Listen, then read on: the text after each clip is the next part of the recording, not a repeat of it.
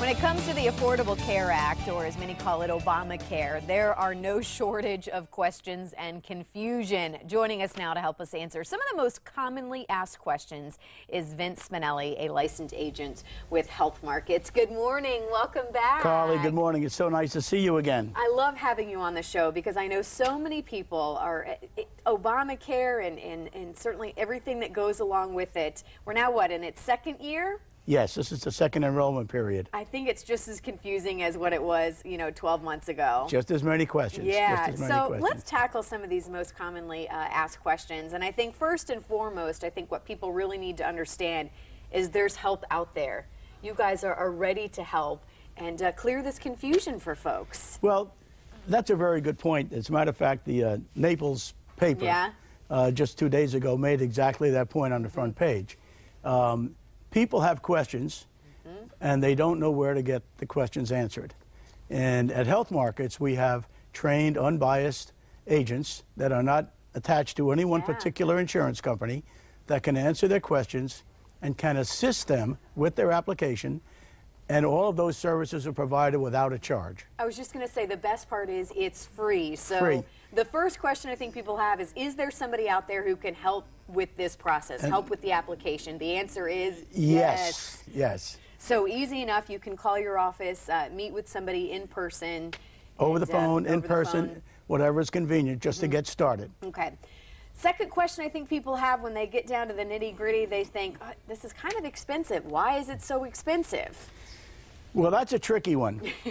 First of all of the insurance rates have gone up because the Affordable Care Act requires insurance companies to accept everyone regardless of any pre-existing conditions. So that means that in order to cover healthy people, the rates are set to cover some of the most difficult insurable people in the past. So that can be offset if a person can earn a tax credit or a subsidy.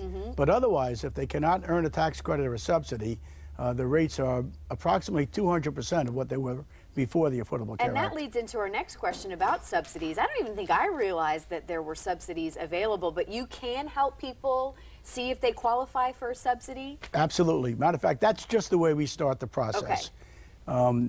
We determine based on their family size and based on their income for the insurable year, whether or not they're going to qualify for a subsidy. Once we have that information, we can proceed to help them to pick the right product. If they don't start that way, they go to the healthcare.gov, they start putting in their name and their address, they're in the dark, they don't know what the destination is, they get to the end, and all of a sudden they're told what their credit is going to be, and they have to pick a policy within 2 or 3 minutes. It becomes very challenging. I'm getting stressed out just thinking about having to do it. And by the way, subsidy meaning, I mean, the government, there is essentially money that they will apply for. That's what that subsidy means. Actually, again, based on the income and the family size, the client can pick any policy that they want. Many people think they're fixed into 1 or 2 different types of policies. The client can pick anything from a bronze to a platinum. But the tax credit stays the same regardless of which one they pick.